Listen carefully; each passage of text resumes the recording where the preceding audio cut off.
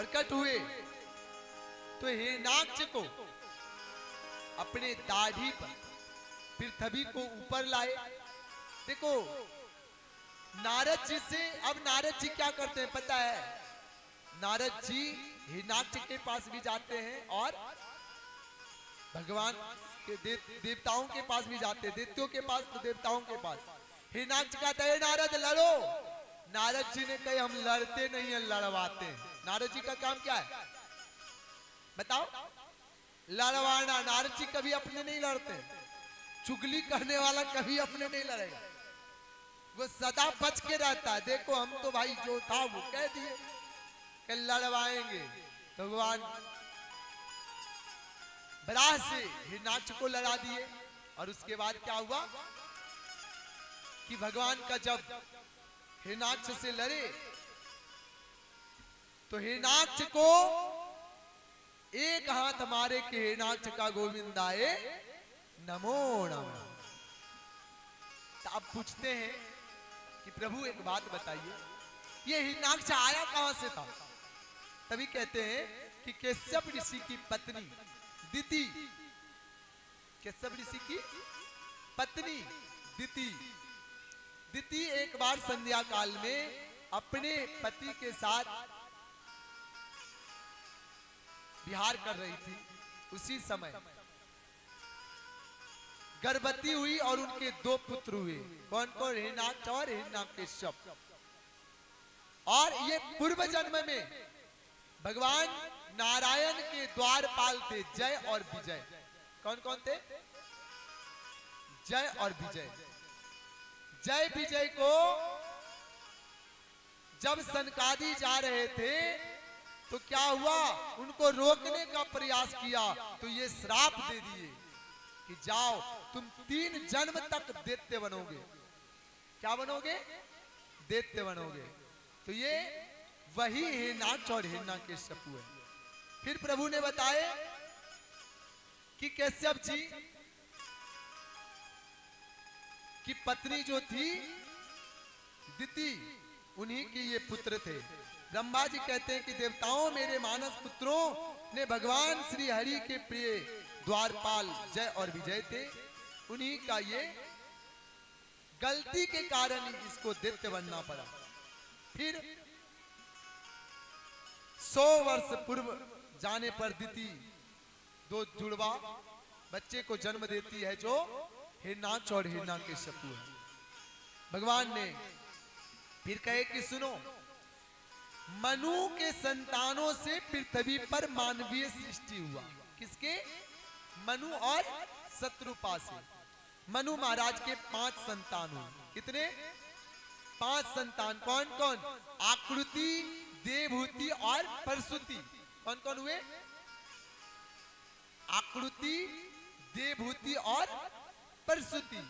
और 2 पुत्र हुए। ये तो कन्या थी और 2 पुत्र हुए। कौन कौन? उत्तानपाद और प्रियव्रत। कितने हुए? 5। कौन कौन? आकृति, देवहूति और परशुति। पुत्र कौन कौन हुए? उत्तानपाद और प्रियव्रत। तो मनु महाराज से ये हुए। और मध्यम पुत्री देवहूति का विवाह कर्दम ऋषि के साथ हुआ। किनके साथ? कर्दम ऋषि के साथ हुआ। कर्दम ऋषि से जब विवाह हुआ तो ये दोनों मस्त में रहने लगे। कर्दम ऋषि तपस्या के लिए चले गए। तभी उनकी पत्नी देवहूति कहती है कर्दम जी से कि प्रभु क्या हम दोनों विवाह किए तो एक साथ नहीं रह सकते? बोले हाँ बिल्कुल, क्यों नहीं।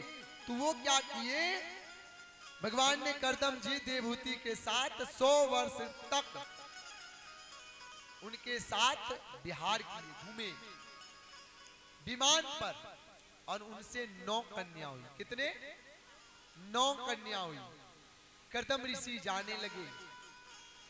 तभी देवहूति पूछती है कि प्रभु हमारा अभिलाषा है कि एक पुत्र हो। अपने पति से कहते हैं। तभी वो कहते हैं अरे पागल, हमारे यहाँ तो साक्षात भगवान आने वाले हैं। कौन आने वाले हैं? हमारे घर में भगवान आने वाले हैं। और वो कपिल देव। कौन भगवान आने वाले हैं? कपिल देव। बोलिए कपिल देव भगवान की। अभी कपिल देव जी हुए, और कपिल देव जी जो हुए और कर्दम ऋषि चले गए, तो कपिल देव जी भगवान अपने माता को उपदेश दिए। देखो, माता को उपदेश दिए। मां से कहते हैं, मां ये संसार में जितना हो सके उतना भजन करो। ये संसार में कोई अपना होने वाला नहीं है। अब उनको समझाते हैं कि मां, संसार मिथ्या है, संसार से नाता रखो पर भगवान से ज्यादा नाता रखो। माता देवहूति प्रभु, आपके भक्त कितने प्रकार हैं? तो बोले 3 प्रकार हैं। कितने प्रकार? 3 प्रकार। कौन कौन? प्राकृत, मध्यम और उत्तम। प्राकृत जो है वो केवल मंदिर में देखता है, सिर्फ मंदिर में भगवान को देखता है। कहां देखता है?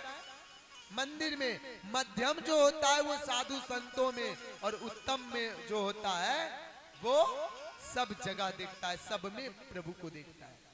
इस तरह से भगवान ने कपिल देव, भगवान अपनी माता को उपदेश दिए। और फिर अब आता है 2 बहन बची। अभी तो देवहूति की बताए, अब आकृति और प्रसूति। जो आकृति थे उनका विवाह रुचि प्रजापति के साथ हुआ, और प्रसूति का विवाह दक्ष प्रजापति के साथ। दक्ष प्रजापति का 16 बेटी थी। कितना? 16 बेटी थी। 13 धर्म से भी आई गई, एक अग्नि से भी आई गई, एक पितरों से भी आई गई, और एक बाबा भोलेनाथ से भी आई गई, जिसका नाम था सती। क्या नाम था? सती।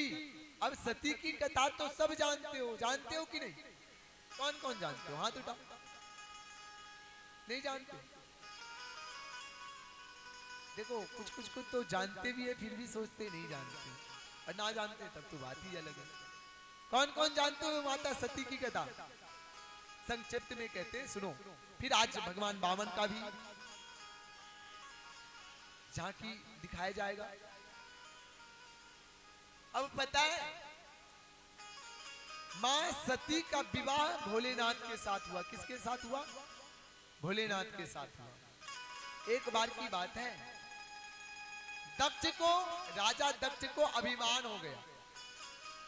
वो सभा लगाए, और सभा में सबको बुलाए। ब्रह्मा विष्णु महेश सारे देवता सब गए। सब तो राजा दक्ष को प्रणाम किया, पर भोलेनाथ नहीं किए।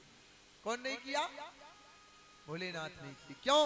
क्योंकि भोलेनाथ जानते थे कि हम जहां प्रणाम करेंगे तो ये जल के भस्म हो जाएगा। जबकि भोलेनाथ का ससुर थे तो प्रणाम कर सकते थे, लेकिन नहीं किए। अब नहीं किए तो राजा दक्ष ने सभा में भोलेनाथ की पूरा अवहेलना की, पूरा बेइज्जती किया। क्या किया? बेइज्जती पूरा किया कि देखो कैसे रहता है, ना घर है, पर्वत पे रहता है, मृग का छाल ओढ़ता है, त्रिशूल रखता है, डमरू रखता है, सर्पों को रखता है अपने साथ। बताओ कैसा है? ना जाने क्या क्या कह दिया भोलेनाथ। अब देखो, गुरु को अगर कोई कुछ कहे और शिष्य सुने तो एक गौ का हत्या के बराबर लगता है पाप। कितना लगता है? गौ का हत्या का। तो उनके जो 2 गण थे वो वही थे। उन्होंने राजा दक्ष को श्राप दे दिया। क्या किया? श्राप दे दिया। क्या? कि तुम बक बक बक बक कर रहे हो, जाओ तुम्हें बकरा का सिर लग जाएगा। किसका सिर लग जाएगा? बकरा का। अब इतना गुस्सा हुआ, दोनों तरफ से श्राप चला। उसके बाद भोलेनाथ शांति किए, वहां से चल गए। राजा दक्ष ने एक बार अपने यहाँ यज्ञ करा रहा था। माता सती देखी कि सब विमान से जा रहा है। सती कहती है भोलेनाथ से, भोलेनाथ ये सब कहां जा रहे हैं? तो भोलेनाथ कहते हैं, सती तुम्हारे पिताजी क्या करवा रहे हैं? यज्ञ करवा रहे हैं। और उसी में ये सब जा रहे हैं। अच्छा तो भोलेनाथ एक काम कृपा कीजिए ना, क्या हमें भी लेके चलिए ना। भोलेनाथ का ना ना ना ना, क्यों? भोलेनाथ वहां ले जाना अच्छा बात नहीं है। क्यों? क्योंकि जहां से निमंत्रण ना आए वहां जाना अच्छी बात नहीं है। अब सती की जितनी सहेली थी सब जा रही है। सती से देखो, जिसको निमंत्रण नहीं पड़ता है ना, उसको दरवाजे पे और लोग 10 बार जाएंगे, जिसको निमंत्रण ना पड़ता हो। अरे सती चलेगी नहीं क्या? तुम्हारे पिता राजा दक्ष यज्ञ करवा रहे हैं। एक बार बोले, 2 बार बोले, सती बेचारी सोचती है जाए तो जाए कैसे, पति सुनते नहीं है। फिर कहते हैं अरे सती चलोगी नहीं क्या? दूसरी सहेली, तीसरी सहेली, सब जा रहा है, सब बोल रहे हैं।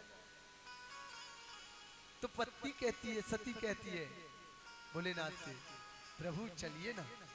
कहां? बोले यज्ञ में। ना ना ना ना, गुरु गोविंद मित्र ये सब के यहाँ बिना बुलाए जाना चाहिए, और अन्य के यहाँ बिना बुलाए जाना नहीं चाहिए। सती नहीं मानती है, बोलती अरे अब यहाँ ये नहीं बोलती है कि मेरे पिता, कहते आपके ससुर जी यज्ञ करवा रहे हैं, स्वामी चलिए ना। भोलेनाथ कहते ना ना ना हम नहीं जाएंगे। तो सती कहती है हम चले जाएं।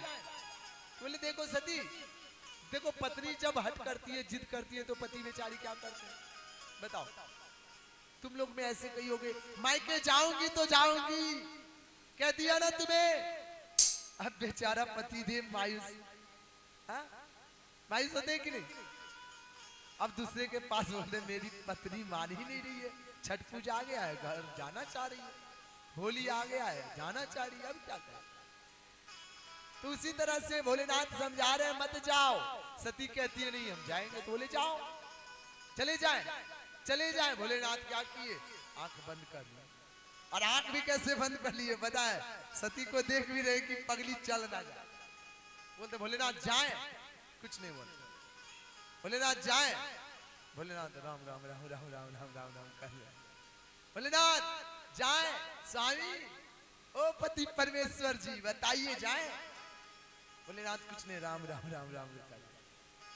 सती कहती है अच्छा अब नहीं बोलोगे तो हम जाते हैं, थोड़ा दूर जाते हैं। फिर बोलते हैं भोलेनाथ जा रहे हैं, जैसे तुम लोग कहते हो टाई टाई बाय बाय, वैसे सती कह रही है जा रहे हैं भोलेनाथ। भोलेनाथ कहते हैं अरे पागल मत जाओ, राम राम राम राम राम। फिर आगे बढ़ते हैं, भोलेनाथ जा रहे हैं, सच में चले जाएंगे।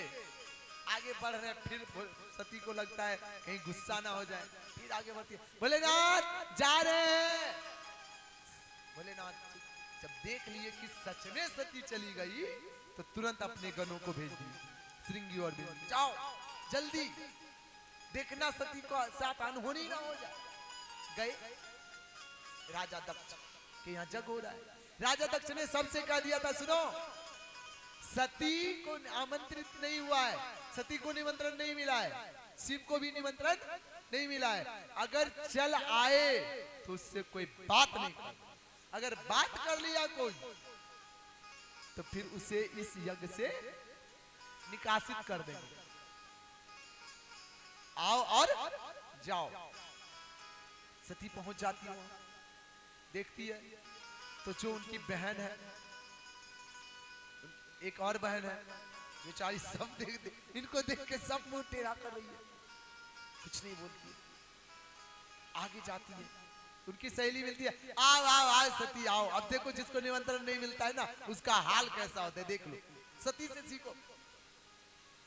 आओ आओ, आहा हा, धन तुम्हारे पति हैं, बिना निमंत्रण को भी आने दे दिया। हा हा क्या बात है, मेरे पति होते तो नहीं आने। अब सती को और लगता है अरे ये मेरा बड़ाई कर रही है कि बुराई कर रही है। फिर आगे बढ़ता है, हाँ हाँ अरे नहीं जानती है, इसके बेचारे पति जो है पर्वत पे रहते हैं, उसे क्या पता सम्मान क्या होता है, अपमान क्या होता है, और बेइज्जती। फिर आगे बढ़े, फिर एक सहेली कहती है, पति तुम्हारे वाले जो है ना सती, वो बहुत अच्छे हैं, बेचारे कुछ जानते उनते नहीं है, जो जहां जाओ निमंत्रण मिला ना मिला चलो चलो। घोर बेइज्जती। सबका सुनते सुनते अब एक बहन मिलती है सती, आओ सती आओ। हमको तो लग रहा था पता नहीं सती आएगी कि नहीं आएगी, निमंत्रण मिला नहीं पता नहीं, लेकिन तुम धन्य हो, निमंत्रण ना मिलने पे भी चली आई। सती को लगता भी सबसे मिलना नहीं है, कहा डायरेक्ट माँ के पास गई।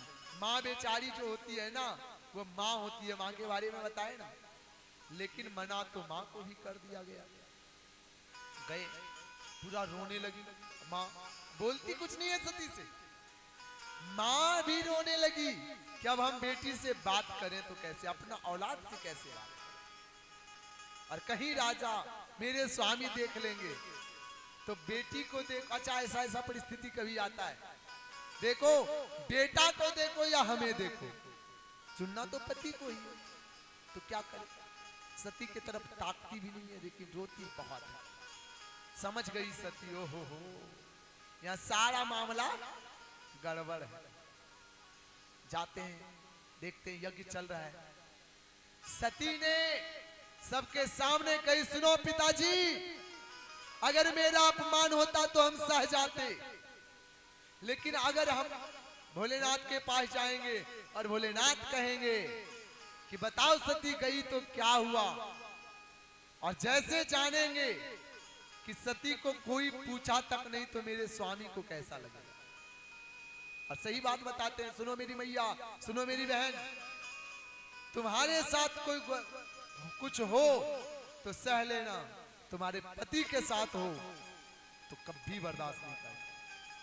सत्य, इससे सीख मिलता है। ये कथा तो सीखने के लिए ही है, चाहते तो शॉर्ट में निकाल देते संक्षिप्त में, लेकिन सुनो, सती कही कि पिताजी मेरे पति का अपमान हम सह नहीं सकते, और इसका आपको नहीं जितने यहाँ आए हैं सबको भोगना पड़ेगा। और उसी समय सती हवन कुंड में कूद गई। सती क्या की? हवन कुंड में कूद गई। आग लहलहाता हुआ सती को दहन कर सती जलने लगी। तभी श्रृंगी गया दौड़ कर भोलेनाथ के पास, भोलेनाथ भोलेनाथ भोलेनाथ, क्या हुआ? बोले सती अग्नि में कूद गई। अरे कूद गई? बोला हाँ। वो क्या किए, तुरंत अपने चटा खोले और निकाले, वीरभद्र को भेजे, बोले जाओ उस यज्ञ को तहस नहस कर दो, नाश नहीं करना, सर्वनाश कर देना। गया पूरे यज्ञ को सबको मार पीट, जो दाढ़ी वाले दाढ़ी खींचना, बाल खींचना, सबको। भोलेनाथ ने क्या किए, उस राजा दक्ष का सिर धड़ से अलग, वहां से सती को उठाए, नाचने लगे। भगवान विष्णु को लगा अब क्या होगा, और भगवान विष्णु ने फिर भोलेनाथ को मनाया। सती तो रहन हो ही गई, खंड खंड हो गई। अब वही सती राजा हिमाचल के घर में जन्म ली, जिसका नाम था पार्वती। बोलो पार्वती मैया की। क्या नाम था? पार्वती। ये राजा दक्ष की कहानी है। फिर राजा दक्ष को भोलेनाथ बहुत दिन हुआ तो ब्रह्मा जी गए, मनाए उनाए, तो क्या हुआ ना कि बोला जग कैसे सफल होगा, बोले कोई बात नहीं। फिर बकरे का सिर राजा दक्ष को लगाया गया। अभी भी जब तुम बंगाल जाओगे ना, तो वहां जब पूजन होता है ना, तो लोग बक बक बक बक बक बक बक बक करते हैं, तो भोलेनाथ बहुत खुश होते हैं, बम बम बम बम बम बम बम ऐसे भी करते हैं। आज भी भोलेनाथ के लिए करते हैं। बोलो बाबा भोलेनाथ की, मैया सती की, मैया पार्वती की। इस ढंग से बाबा भोलेनाथ का फिर उनका विवाह किनसे होता है बताओ? पार्वती जी से। किनसे? पार्वती जी से होता है। मां भवानी का विवाह भोलेनाथ से होता है, और भोलेनाथ फिर रिसीवर कहते हैं प्रभु जब ये दक्ष की विवाह किससे हुआ बताओ? दक्ष का विवाह भगवान दक्ष का विवाह प्रसूति से हुआ, उनसे सती, सती से भोलेनाथ का विवाह हुआ। अब इनके पुत्र बचे थे, कौन पता है? उत्तानपाद। कौन? उत्तान। कौन बने? उत्तानपाद। अब देखो उत्तानपाद की दो रानियां थी। कितने? दो रानियां थी। कौन कौन पता है? सुनीति और सुरुचि। कौन कौन? सुनीति और सुरुचि। देखो ये छोटे से बालक की कथाएं कितना आनंद लगेगा। अब उत्तानपाद राजा थे, उनकी दो पत्नियां थी, सुनीति और सुरुचि। सुनीति जो थी उनसे ध्रुव जी हुए और सुरुचि से उत्तम हुए। कौन हुए? उत्तम। अब जो सुरुचि थी उत्तानपाद उनको बहुत मानते थे, लेकिन सुनीति को कम मानते थे। अब 5 साल का ध्रुव जी, एक दिन की बात है, उत्तानपाद कहीं विजय प्राप्त करके आए। क्या प्राप्त करके आए? जैसे पहले ना राजा राजा में रन होता था और जो रन में जीतते थे युद्ध में उनका वो राज हो जाता था। तो उसी समय वो दूसरे राजा से विजय प्राप्त करके आए तो ध्रुव जी को लगा कि चले पिताजी से, सारा लोग उनका सम्मान कर रहा है तो हम भी पिताजी के पास जाएं। तो ध्रुव जी आए और अपने पिताजी के गोद में बैठ गए। ध्रुव जी गोद में बैठे तो सुरुचि आती है और कहती है, अरे तुम्हारा हिम्मत कैसे हुआ मेरे पति के गोद में बैठने का? बताओ तुम्हारा ये हिम्मत कैसे हो गया मेरे पति के गोद में बैठने का? ध्रुव जी को लगा मैया ऐसी क्या बात है? नहीं तुम नहीं बैठ सकते हो। बोले क्यों? हम क्यों नहीं बैठ सकते हैं? अच्छा देखो वो कह सकते थे ना कि जैसे तुम्हारा पुत्र है वैसे हम हैं। बोले नहीं तुम नहीं बैठ सकते हो। क्यों? तुम तभी बैठोगे जब भगवान के पास जाओगे, भगवान से के पास तपस्या करोगे, और जब तपस्या करोगे तो तुम मेरे गर्भ में आओगे, और जब मेरे गर्भ से जन्म लोगे तब तुम्हारा अधिकार है बैठने। क्यों मेरी माँ से जन्म लिए तो नहीं हुआ? बोला नहीं। और माँ के बारे में कितने शब्द बता दिए, तुम्हारी माँ कुलक्षणी है, तुम्हारी माँ ऐसे है, तुम्हारी माँ वैसी है। ध्रुव जी अपने माता के पास जाते हैं और माँ से कहते हैं, माँ जो सुरुचि माँ है ना वो हमें बहुत बात बताए, पिताजी के गोद पे बैठने नहीं दिए। अच्छा बताओ हम और तुम रहती ना मेरी मैया तो क्या करती? मेरा भी अधिकार है मेरे पति पे, तुम क्यों नहीं बैठने दोगी? लड़ जाती। लेकिन वो माँ क्या बोली? बेटा ध्रुव वो माँ बहुत अच्छी है बेटा। कैसे माँ? वो तो तुम्हारे बारे में भी जो सो बोल रही थी। नहीं बेटा हम माँ है ना, हमें पिता के बारे में भी नहीं बता पाए, और वो माँ परम पिता के बारे में बता दिया। किसके बारे में? परम पिता के बारे में। ध्रुव जी कहते अच्छा, ध्रुव जी समझ गए कि अब लगता है हमें भगवान की आराधना करना पड़ेगा। वो क्या किए? माँ से कहे, रात में सोए और रात्रि में ही बगल के मंदिर में प्रणाम किए और चल दिए। भगवान को लगा कि अरे 5 साल का बालक घर छोड़ के भाग रहा है, मेरे तपस्या के लिए नारद जी जाके रोको।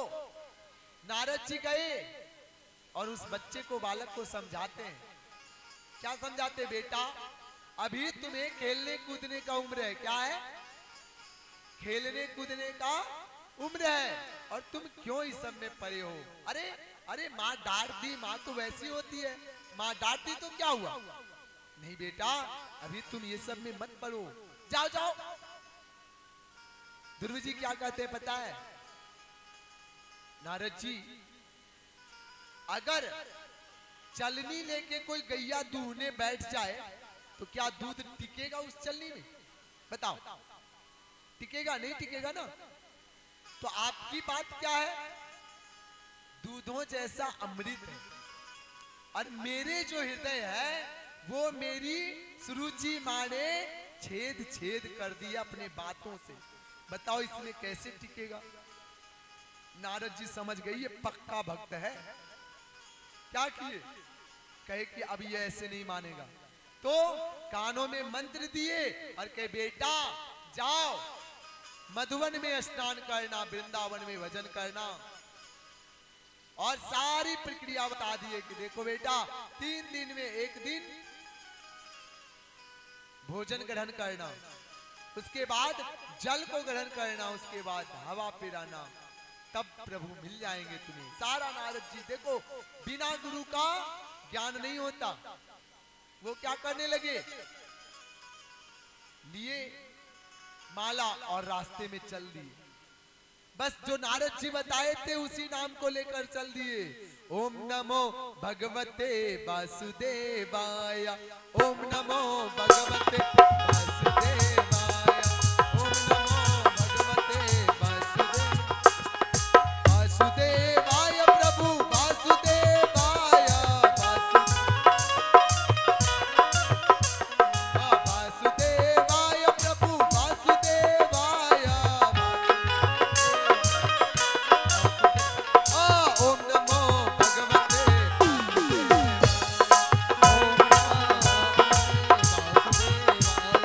ओम नमो भगवते वासुदेवाय, वासुदेवाय गोविंद वासुदेवाय, वासुदेवाय गोविंद वासुदेवाय, ओम नमो भगवते ओम नमो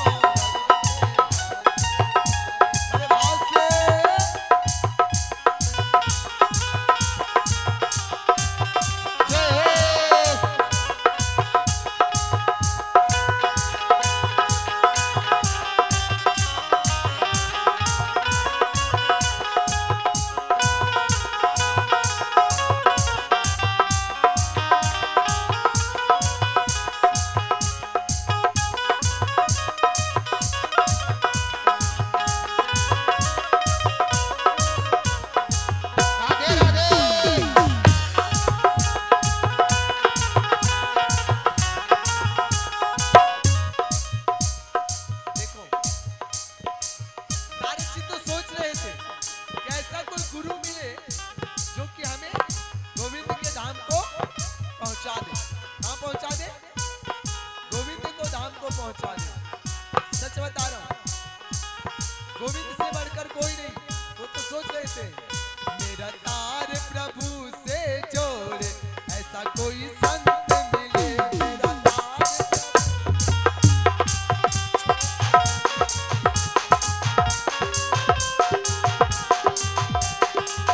हो, ऐसा कोई संत मिले, हो ऐसा कोई गुरु मिले, हो ऐसा कोई संत मिले, हो ऐसा कोई गुरु मिले, मेरा तार प्रभु से जोड़े, ऐसा कोई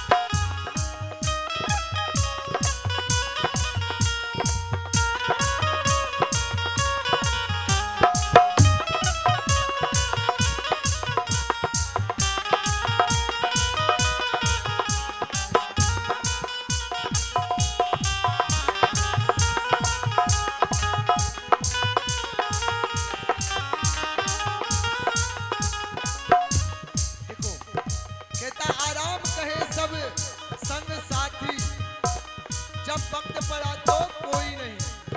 आराम कहे सब संग साथी, जब वक्त पड़ा तो कोई नहीं। यहाँ मतलब के हैं लोग सभी, दुनिया में किसी का कोई नहीं।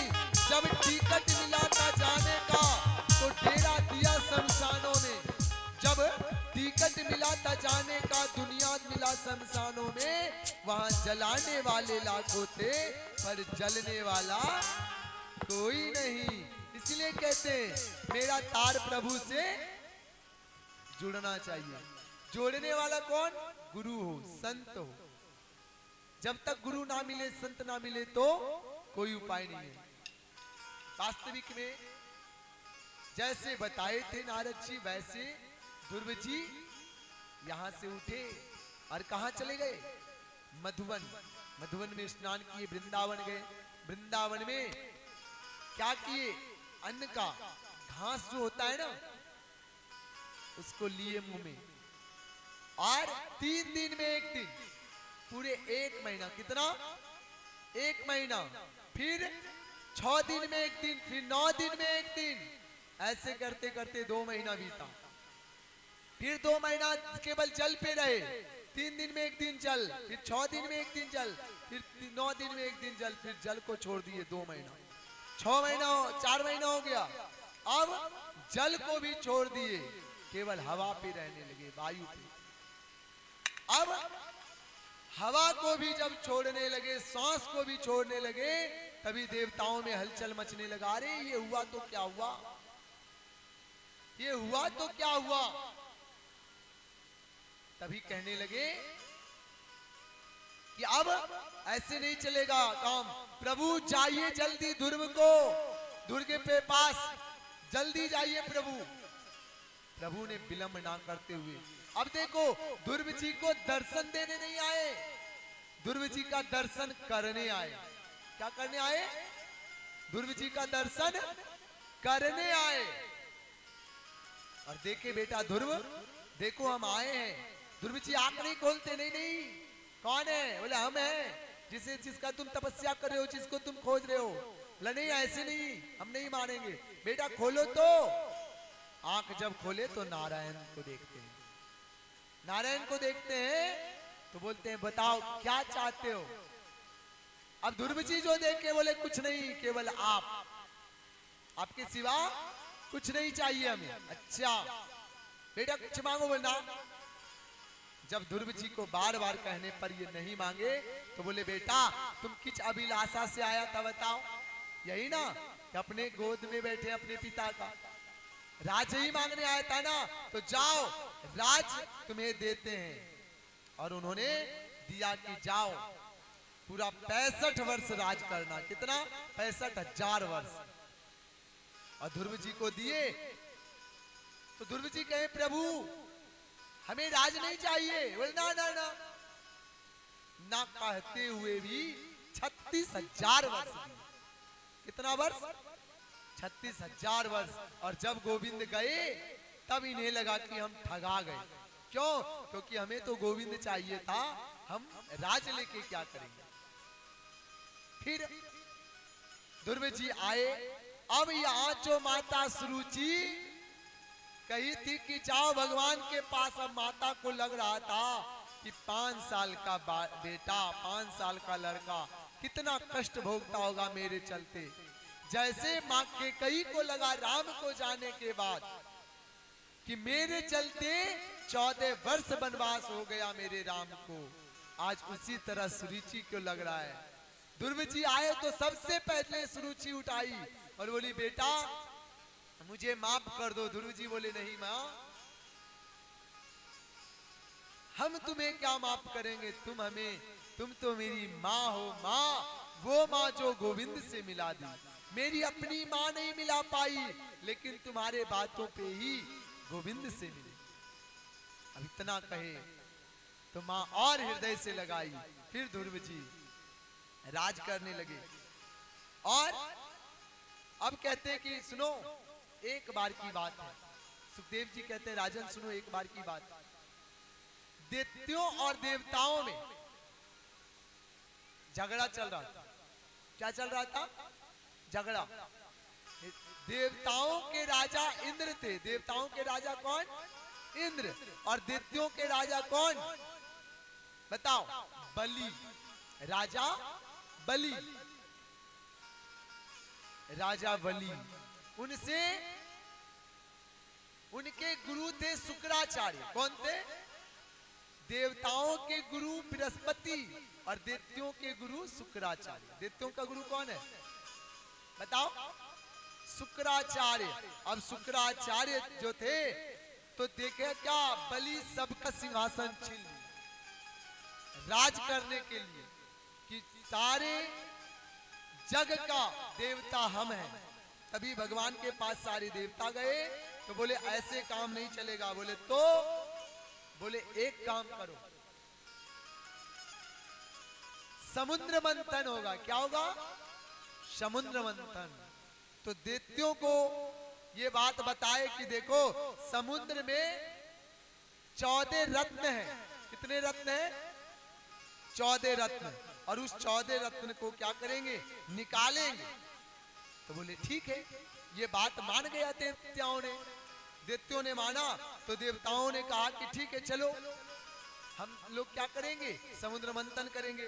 तो मंदराचल पर्वत को क्या किया गया? मंदराचल पर्वत को घूमने वाला बनाया गया और उसमें बासुकी सर्प को रस्सी बनाया गया। बासुकी सर्प को क्या बनाया गया? रस्सी बनाया गया। अब भगवान ने कहा कि सुनो, अगर किसी का कुछ लेना हो तो बुद्धि से काम लेना। क्या लेना? बुद्धि से काम लेना। तो देवताओं ने क्या किया? कहा हम सिर के तरफ रहेंगे। तुम लड़ना कि सिर के तरफ रहेंगे? तो दैत्य तो मूर्ख है, वो कहेगा नहीं नहीं सिर के तरफ हम रहेंगे। वो वास्तविक बात तो वैसे ही किया कि कहा कि हम सिर के तरफ रहेंगे। दैत्यों ने कहा तुम सिर के तरफ क्यों रहोगे? नहीं हम सिर के तरफ रहेंगे, तुम पूछ के तरफ रहो। वो ने कहा नहीं नहीं ऐसे नहीं काम चलेगा। बोले तो बोला हम रहेंगे सिर के तरफ। बोले ठीक है भाई कोई बात नहीं, जैसी तुम्हारी इच्छा। बोला ठीक है। अब ये सिर के तरफ रहे और ये पूछ के तरफ। अब क्या होने लगा पता है? भगवान नारायण ने केश्यप अवतार लिए। केश्यप पे मंदराचल पर्वत को रखा गया। बासुकीनाथ से अब क्या करने लगे? दोनों तरफ से मथने लगे। जैसे तुम दही को मथते हो वैसे मथने लगे। एक तरफ उधर पकड़कर एक तरफ इधर पकड़कर। सबसे पहले क्या निकला पता है? विष निकला। क्या निकला? हलाहल विष निकला। अब विष जो निकला देखो, ये 14 रत्न से हमें सीखना चाहिए। इससे सीखना चाहिए जब तुम जीवन में कुछ काम करोगे ना तो सबसे पहले तुम्हारे सामने विष का सामना करना पड़ेगा, कठिनाइयों का सामना करना पड़ेगा। तुम भक्ति करना चाहोगे ना तो लोग कहेंगे अरे रे देखो कैसा भक्ति करने वाला पुजारी आ गया है। कहता है कि नहीं कहता? पढ़ने लगो तो कहेगा देखो कैसा पढ़ाकू आ गया है। यही विष है। जब तुम विष पीते हो तभी आगे बढ़ पाते हो। अच्छा देखो, जो अमृत पिया वो देवता बना। क्या बना? देव बना, देवता बना। लेकिन जो विष पिया वो देव नहीं बना, देवों का देव महादेव बना। विष पीना चाहिए। तुम्हारे घर में झगड़ा होता है ना तो तुम पीना नहीं चाहते हो, तुम और लड़ना चाहते हो। आप तुमसे हम कम है क्या? बगल वाली से कहती है तुम बहुत लड़ती है ना उससे। नहीं कैसे कर रही? कहती है तुमसे कम है क्या? इसी विष को पीना है। जो घर में विष पीता है तो वो देवाधिदेव महादेव होता है। तुम्हारे घर में झगड़ा हो तो तुम उसको पियो। अच्छा पीने से झगड़ा समाप्त? बोले हाँ। वो गाली दे रहा है तुम दोगे नहीं तो झगड़ा होगा? नहीं होगा ना। एक मैया जी थी, प्रत्येक दिन झगड़ा करती थी रोज। और जब ना माने कि पड़ोसन लड़ती नहीं है तो क्या करती थी? झाड़ू अपने घर देती थी, जितना कचरा हुआ अपने पड़ोसी के यहाँ देखती थी, कोई नहीं है फेंक दी। ऐसे तो झगड़े। तो ये छत पर से बेचारी देखती, अच्छा तो तुम कचरा फेंकती हो। ये कुछ नहीं बोली।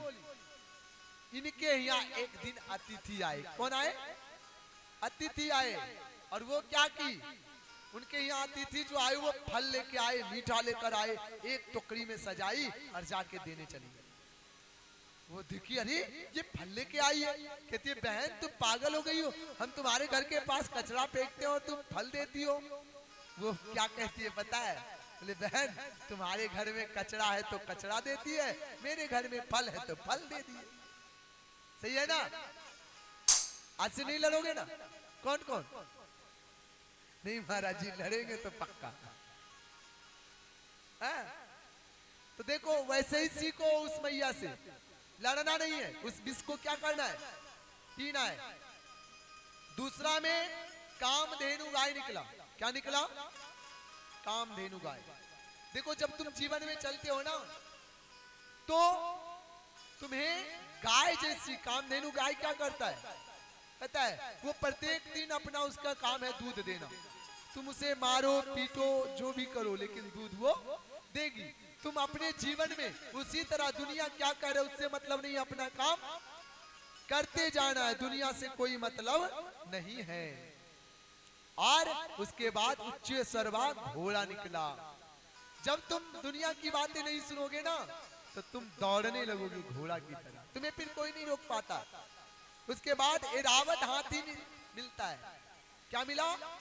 एरावत हाथी। हाथी देखो हमारे जीवन में सीख है हाथी से। हाथी जब चलता है ना तो कुत्ता भूखता है। भूखता है कि नहीं भूखता है?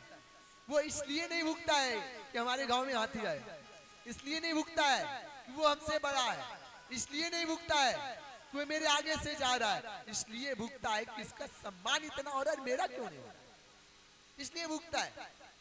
और वास्तविक बात है तुम जब कुछ में पास होते हो या बड़ा नाम कर देते हो तो तुम्हें लोग माला पहना, लेकिन तुम्हारे बगल वाले जो होते हैं ना आज माला पहना रहे, इतना ये पड़ गया, वो क्या करते हैं? भूखते हैं। लेकिन उसका औकात कहां तक होता है भूखने का पता है? केवल उसी टोला, दूसरे टोला में कुत्ता कभी भूख नहीं सकता। भूखता है उस अपने गांव में जितना भूख ले उसके बाद वो भूख नहीं सकता है, ये ध्यान रखना। और जब तुम हाथी बन जाओगे, हाथी जब चलता है ना तो ध्यान रखना ना उसे लोग आरती दिखाते हैं, आगे में दिखाते हैं ना, क्यों दिखाते हैं बताओ? क्या रे गणराज आ गए मेरे यहाँ, हाँ आरती दिखाओ, और पीछे से कुत्ता भूखता है। हाथी ना आरती को देखता है ना कुत्ता को देखता है, वो चीजें चलती रहती है, चलता है कि नहीं? इसीलिए उसके बाद क्या निकलता है पता है? कौस्तुभ मणि निकलता है। जब तुम हाथी की चाल चलोगे फिर तुम्हें दुनिया से कोई मतलब नहीं रहेगा, तब लोग तुम्हें क्या करेंगे? आदर करने लगेंगे, तुम पे चार चांद लग जाएगा, तब तुम्हें और भी आनंद आएगा।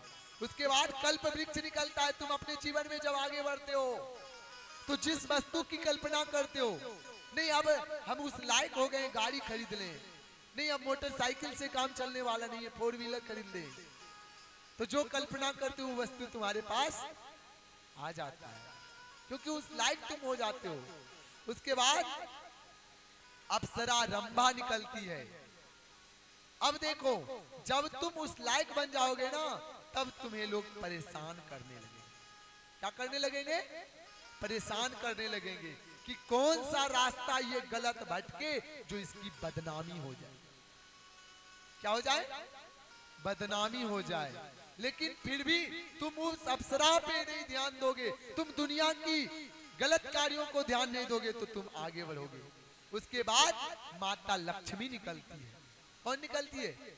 माता लक्ष्मी, जिसे भगवान विष्णु अपना लेते हैं। तो माता लक्ष्मी कब निकलती है? जब तुम पे लोग देखेगा कि ये कैसे फंसे, नहीं फंस पाओगे, नहीं फंस पाता है तो तुम और भी धनवान बन जाते हो, तुम्हें कोई कमी नहीं रहता। अब तो कुछ चीज क्योंकि माँ लक्ष्मी साथ हो जाती है। फिर जब आगे बढ़ता है तो पता है चंद्रमा अब तुम पे और आगे बढ़ने का एक सर्टिफिकेट मिल जाता है। तुम्हें कोई नहीं रोक सकता, कहीं भी जाओगे अच्छा फलाने बाबू हैं, फलाना जी है, तुम्हारे नाम इतना आगे रोशन हो जाता है, तुम और आनंद हो जाते हो। देखो इसीलिए बोलता है कि इस सब कथा को जानना चाहिए, अपने जीवन में उतारना चाहिए, फिर पंचाजय संक मिलता है। जब तुम और आगे बढ़ जाते हो तो तुम्हारा लोग जयकारा लगाने लगते हैं, नहीं नहीं अब ये तो बहुत बड़ा हो गया। जैसे कोई भी प्रधानमंत्री बनते हैं तो जयकारा लगता है कि नहीं? हाँ, कोई भी बड़े स्तर पे पहुंच जाते हैं तो उनका जयकारा लगता है, उनका सब जगह जय जयकार होता है। और भी जब तुम आगे बढ़ोगे तो परिजात वृक्ष, फिर अमृत कलश निकलता है। जब तुम अपने जीवन में सारे कार्यों को कर लेते हो तब तुम्हारे माता पिता गुरु गोविंद खुश हो जाते हैं और कहते बेटा जाओ आयुष्मान भवः चिरंजीवी भवः, अब तुम्हें कोई नहीं पराजित कर सकता क्योंकि तुम अमर पीली हो, तुम इतना सहे हो।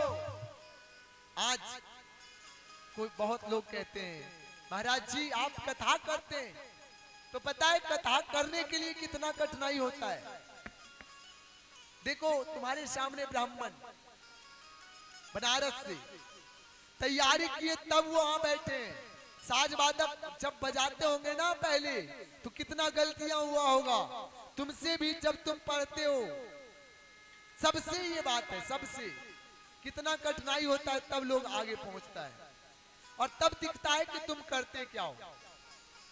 इस तरह से कितना रत्न निकला, 14 रत्न, कितना 14 रत्न निकला। 14 रत्न में अब निकला अमृत, क्या निकला? अमृत। देखो जब विष निकला था तो पीने के लिए कोई तैयार नहीं हुआ, लेकिन अमृत जब निकला तो सब पीने के लिए तैयार हुआ। अब झगड़ा चल रहा है देवताओं में और दैत्यों में, हम पिएंगे तो हम पिएंगे। तो भगवान मोहिनी रूप धारण किए। कौन रूप? बोलिए मोहिनी भगवान की।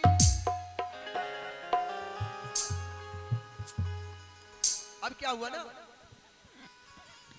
कि मोहिनी अवतार लिए और मोहिनी अवतार के बाद भगवान दैत्यों को एक तरफ देवताओं को एक तरफ बैठाए, पर अमृत जो था देवताओं को दिए, दैत्यों को नहीं मिला।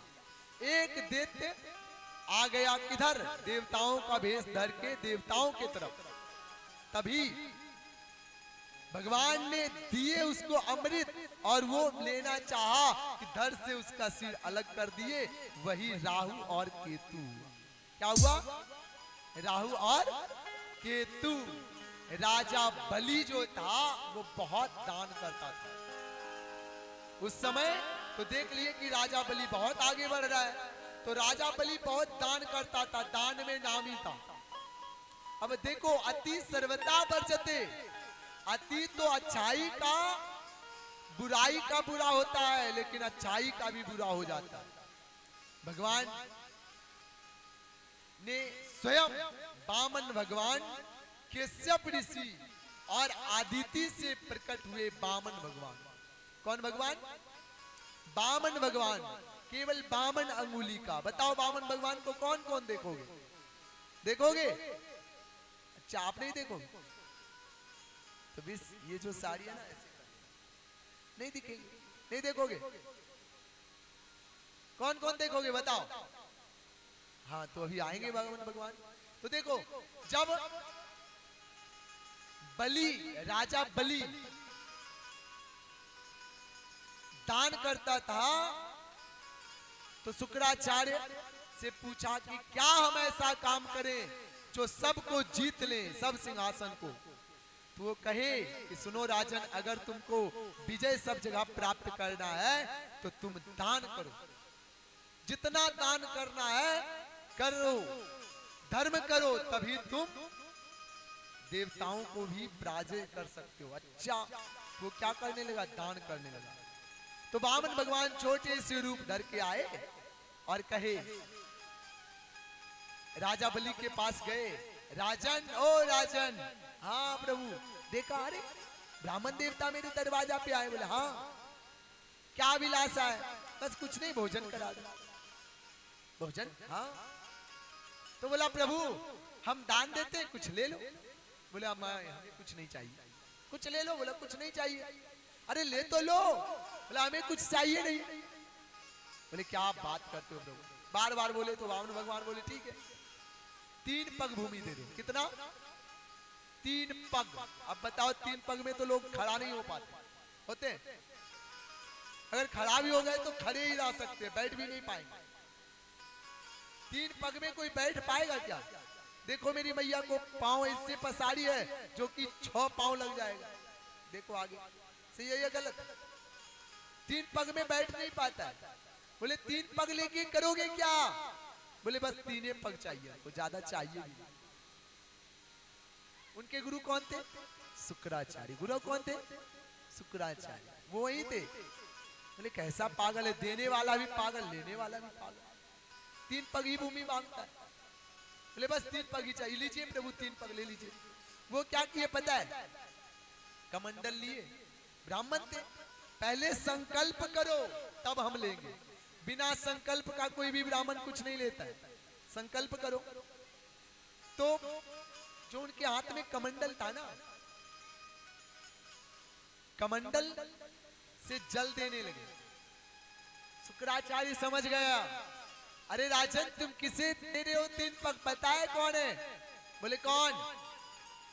बोला समझो ये कोई साधारण नहीं है, ये साक्षात परमात्मा है, नारायण है, तुम्हें ठगने आए हैं।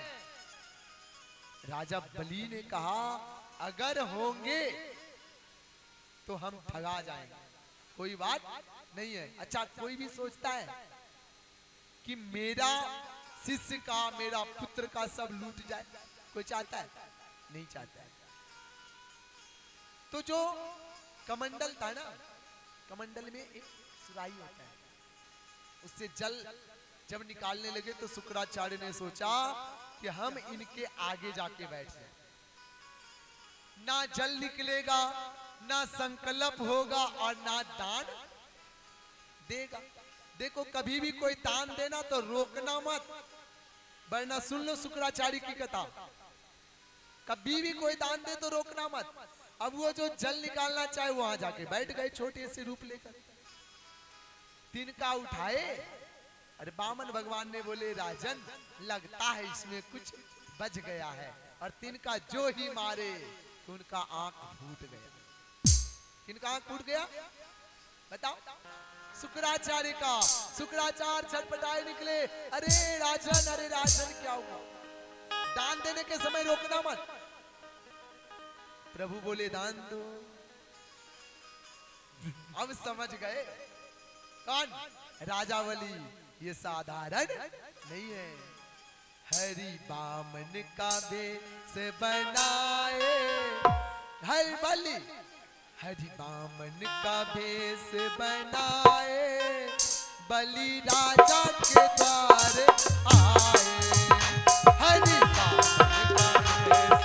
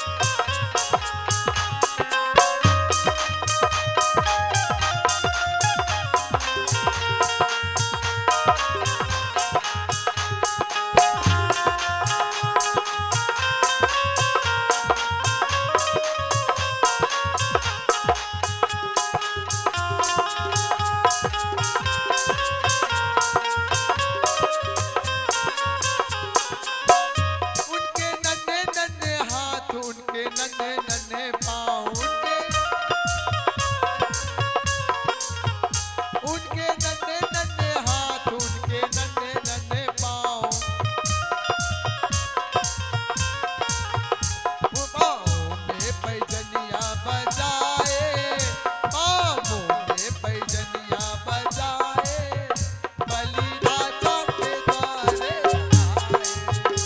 आए,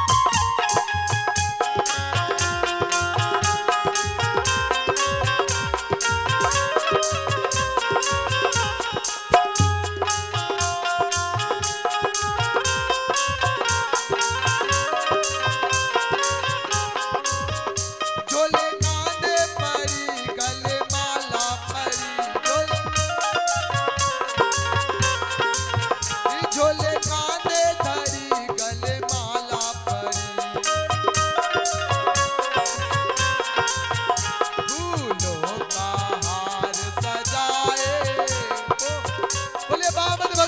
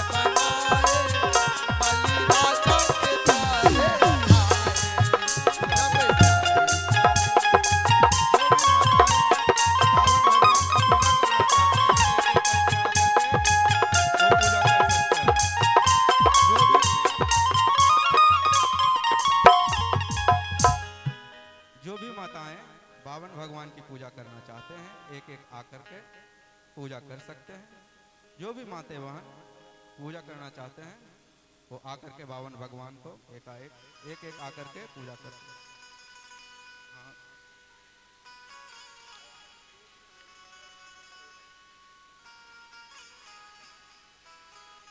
जो भी माताएं एवं बहनें बावन भगवान की पूजा करना चाहते हैं वो एक एक आकर के भावन भगवान की पूजा कर सकते हैं और अपने जीवन को सफल बना सकते हैं, क्योंकि ये मौका आपको बार बार नहीं मिलने वाला है। क्योंकि जो भगवान के लिए तरसते हैं वो भगवान आपके सामने बैठे हुए हैं, तो ये सौभाग्य सबको प्राप्त नहीं होता है। प्रमोद जी कहाँ है, नजर नहीं आ रहे हैं। हाँ आप खड़े आएंगे तो हाँ वही नाचने आता है, आता है। अच्छा कौन कौन कहते हैं इनको नाचने आता है, हाथ उठाओ। हाँ सब अपने अपने स्थान पे खड़े हो जाओ। देखो ओ मेरी बहना, सब अपने स्थान पे तैयार हो, पक्का ना। सजा तो घर को गुलशन सा, पवन भगवान आए। सजा तो घर की गुलशन सा, पवन भगवान आए। सजा तो घर को गुलशन सा, पवन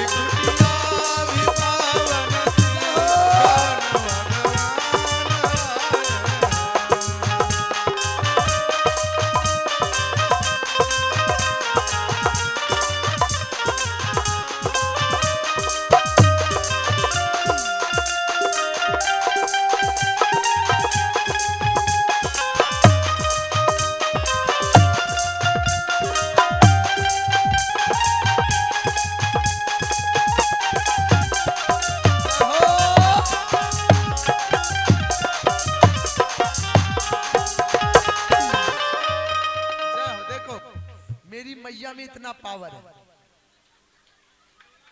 और तुम लोगों में इसीलिए कहते हैं चुल्लू भर पानी जल्दी लाओ। पहले तो वो जो तकत है ना उसको छोड़ दो, चौकी को पीछे हो जाओ। हाँ हाँ अभी तुम्हारा ताकत दिखा जाएगा इतना दिनों में, कितना खा पी कर आई हो, उसको छोड़ो, पीछे जाओ पीछे जाओ। हाँ और हाथ ऐसे उठाओ, बहुत ठुमका आज तक लगा, यहाँ लगाओ तब पता चलेगा क्या। तुम लोग हाँ हाँ बोलते हो, केवल अपने नाचने की बारी आती है तो एकदम ऐसे उठाओ। सच है, शुरू करें पक्का ना। बमन भगवान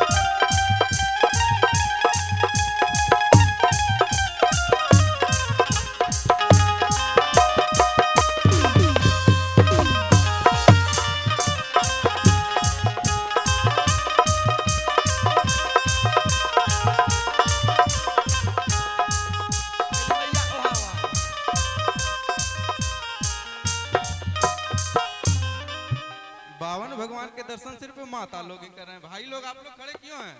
भगवान के दर्शन करने के लिए आप लोग भी आइए, क्योंकि ये जो जो पूजन कर सकते हैं कोई भी पूजन आके कर सकते हैं। सुनो, कोई बात नहीं, देखो ध्यान से।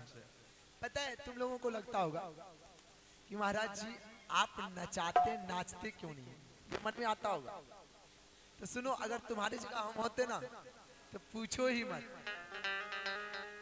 तुम लोगों को कहते हैं ना, वास्तविक में आज तक तुम YouTube पे जाना और मेरी कथा देखना, कोई ऐसा गांव नहीं है जहां हम कहते हैं सुनो इधर उधर नाचने से कोई फायदा नहीं है। यहाँ नाचोगे तुमको संसार में नाचने की आवश्यकता नहीं पड़ेगी। अब यहाँ नाचना अच्छा है कि वहां नाचना अच्छा है? वहां तुम दर दर भटकते हो, नाचते हो, कोई तो मेरा लाज बचाए, कोई तो मेरे दुख को हरे, कोई तो संकट को हरे। उस समय जब नाचते हो तो कोई नहीं सुनता है, और यहाँ नाचने में शर्माते हो। कौन कौन शर्माता? हाथ उठाओ। ये सब ना हाथ थोड़ा उठाना चाहे फिर ऐसे कर लेते हैं। सच है ना? अरे देखो, जब हम तुम्हारे सामने हैं, ठाकुर जी तुम्हारे सामने, फिर जिसने तुम्हें शरीर दिया उससे शर्माते हो, और दुनिया के पास शर्माते नहीं। वहां जाते हो कहते हो अरे नाच ले, अभी समय है, यही कहते हो ना?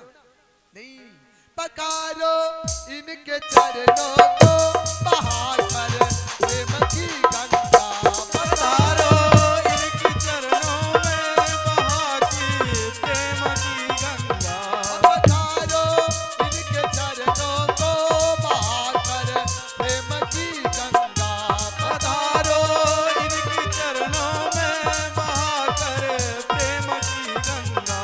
बिछा दो अपनी पलकों को, बिछा दो अपनी पलकों को, पवन भगवान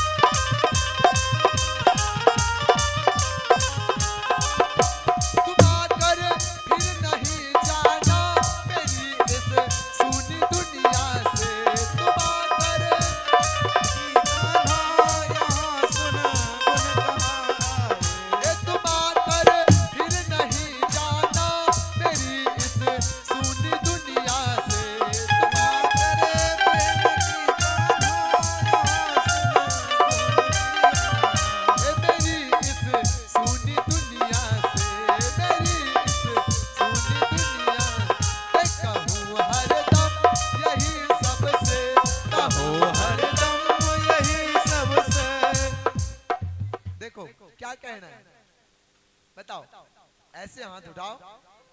तुम लोगों को देखो, बात है ना, ध्यान रखना। अच्छा, कौन कौन अपना कमर को दर्द छुड़ाना चाहता है? अरे देखो, कौन कौन चाहता है कि मेरे कमर में दर्द ना हो, तो हाथ उठाओ। अच्छा, कौन कौन चाहता है कि मेरे कमर में दर्द हो? कोई नहीं, तो अपने कमर को इतना यहाँ झुमाओ कि जितना दर्द है सब समाप्त, और कल आएगा भी नहीं। बोलो ये दर्द जो है विदा हो जाओ, ठाकुर जी में सेवा लग जाए। तो अपने कमर को बोलो, कहूँ हरदम यही सबसे बमन भगवान आए।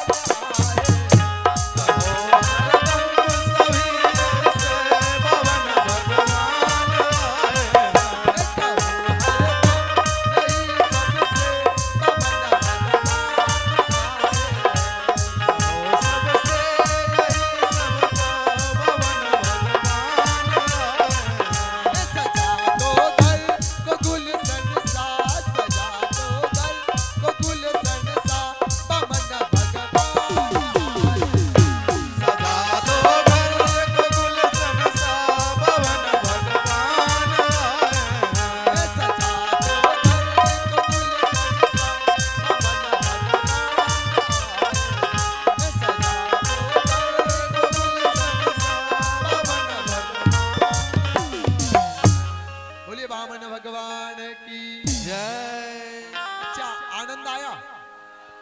आनंद आया? किसी को आए ना आए, बूढ़हू को जरूर आ रहा है। हमारे दादाजी को जरूर आ रहा है, और मैया को तो सुनो, अभी तो इतना हुआ, कल तो कन्हैया आने वाले हैं, मनाने वाले, और आनंद आने वाला है, मेरे लाला आने वाले। अच्छा सुनो, ध्यान से देना, जब तुम्हारे घर बर्थडे बनता है तो खुशी से नाचते हो कि नहीं? कल बर्थडे होने वाला है, एकदम चकाचक बर्थडे में। अच्छा, केक भी कटना है क्या? हाँ, बड़े चालाक है ये लोग, खाने को बोलो तो हाँ तुरंत तैयार हो जाए। देखो, बर्थडे में जाते हो तो लेके जाते हो ना क्या क्या, टॉफी, गिफ्ट लेके जाते हो ना। ठाकुर जी का कपड़ा जो इच्छा करे कल लेके आना, टॉफी, गिफ्ट, बैलून, या तो ठाकुर जी की कपड़ा जो जिसको अच्छा लगे वो लेके आना, ठीक है ना। बाकी हमारे सूरज जी आपको बता देंगे कि क्या क्या कैसे करना है। कल सबसे पहले पीला कपड़ा पहन के आना। कौन? पीला। अरे जन्मोत्सव मनाना है ना, मनाओगे कि नहीं? कौन कौन मनाओगे? हाँ, और सब घर न्योता पठा देना तुम लोग नाई बन के। अरे नाई कहाँ गयो? दे रहा दुहाई, दुहाई दे देना पूरे गांव में। कल कौन आने वाला है? लाला आने वाला है, और जब लाला की कथा सुनोगे तो आनंद नहीं परमानंद होगा। आइए आरती में अब चलेंगे, तब तक आपको सूरज। कल भगवान श्री कृष्ण का जन्मोत्सव होगा। आप सभी भक्तजन जो हो सके, जो बन सके, क्योंकि आपके घर में अगर जो बालक जन्म लेता है तो आप लोग कितना खुशी मनाते हैं। दूसरे के घर में जन्म लेते हैं तो सभी चले जाते हैं, यहाँ तो भगवान का ही अवतार होगा, तो आप लोग तो और खुशी होंगे। तो कल भगवान श्री कृष्ण का जन्म होगा। आप सभी माताएं, बहनें एवं भाई जो भी हैं, जो भी खुशी से, क्योंकि भाई लोग तो ज्यादा इसमें एक्टिव रहते हैं, क्योंकि वो डांस भी करते हैं, और बहन माता भी सब डांस करती है आजकल दूसरे के बर्थडे में। लेकिन आज कल भगवान का बर्थडे, भगवान का जन्मोत्सव है, तो जो भी आपको बने, कपड़ा, केक, या फिर खिलौना हो या गिफ्ट हो, जो भी बने, जैसे अपने बच्चे को जिस तरह से आप देते हैं उस तरह भगवान को आप दे सकते हैं। क्योंकि बच्चे को किस लिए देते हैं आप लोग?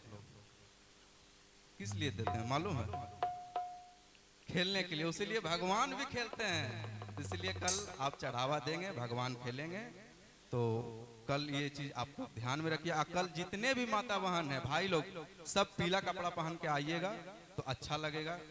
और थोड़ा साइड हो जाइए, क्योंकि भाई लोग भी आकर के बावन भगवान का अवतार करेंगे और हमारे चाचा भी हैं, बाबा भी वहाँ हैं खड़े, सब आकर के भगवान का दर्शन करेंगे। उसके बाद फिर हम सभी आरती में सम्मिलित होंगे। पहले दर्शन आप लोग आकर के कर लीजिए। आइए, जिनको जिनको दर्शन करना है वो कर सकते हैं।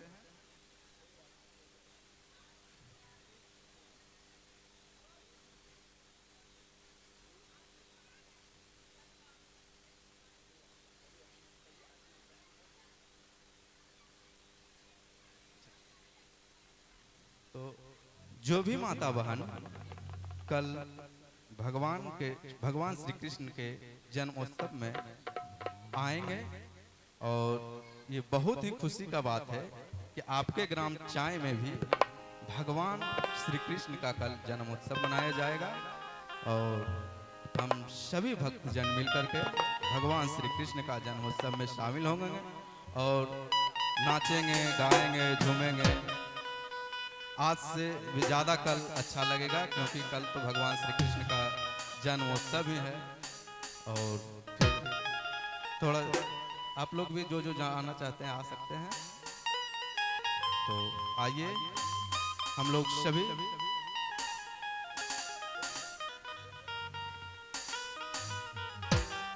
आरती में सम्मिलित होंगे। आरती में सम्मिलित।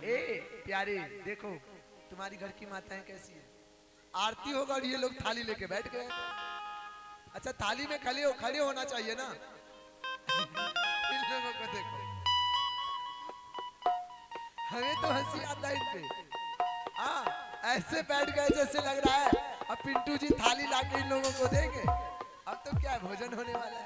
ओम चंद्रमा मनसो जातक्षो सौर्यो अजायत श्रोत्राद्वायुश्च प्राणश्च मुखा दग्निराजायत।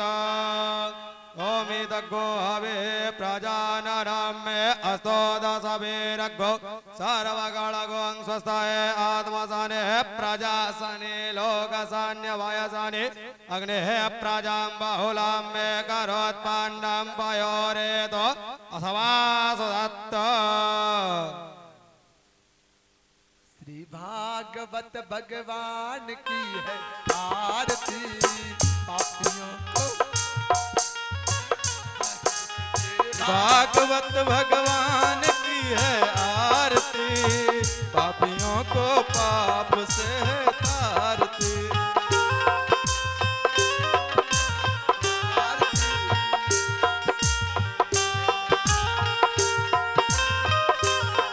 ये अमर ग्रंथ, ये मुक्ति पंथ, ये पंचम वेद निराला, नव ज्योत जलाने वाला।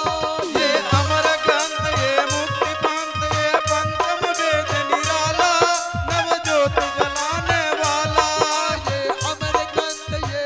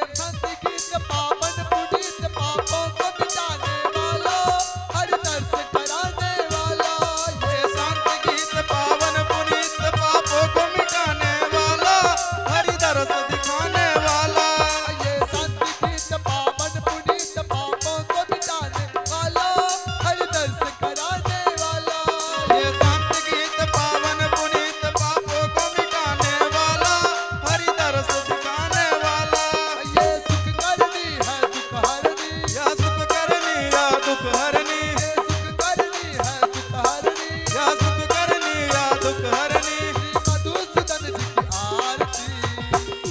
तो पाप से तारती, श्री भागवत भगवान की है आरती। पापियों को पाप से तारती, श्री भागवत भगवान की है आरती।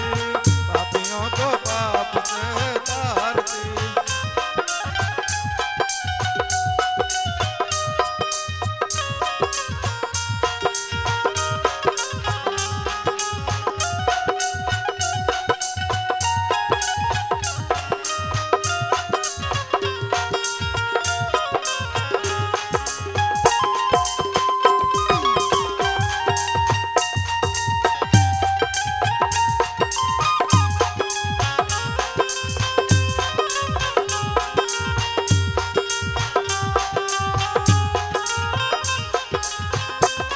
हे मधुर बोल जगबंद खोल सन्मार्ग दिखाने वाला, बिगड़ी को बनाने वाला।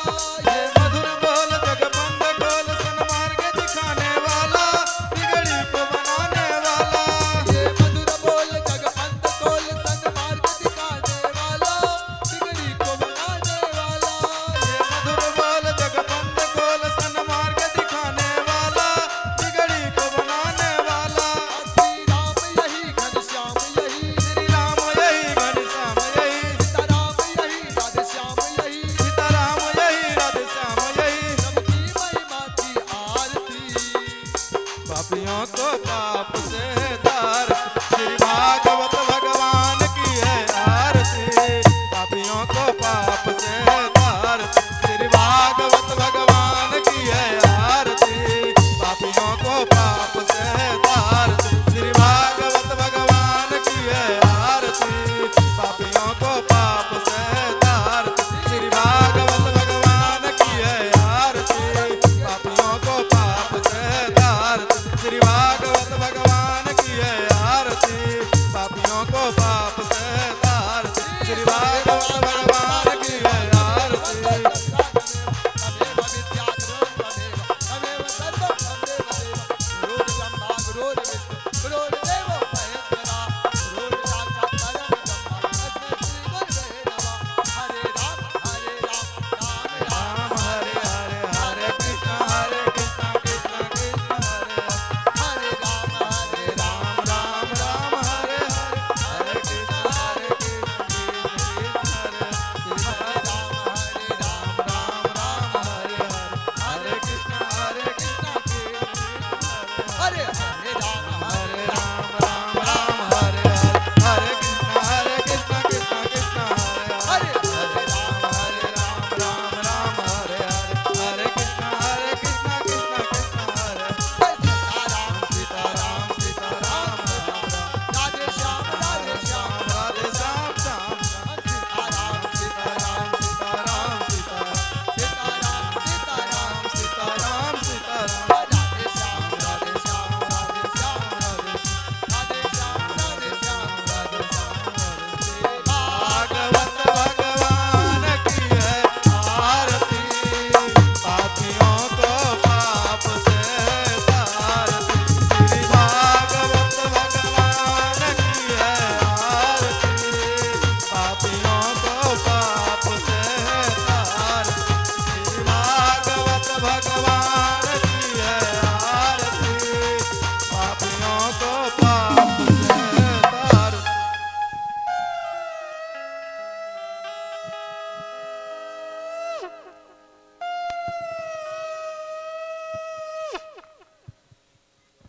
सभी भक्तगण अपने स्थान ग्रहण करेंगे।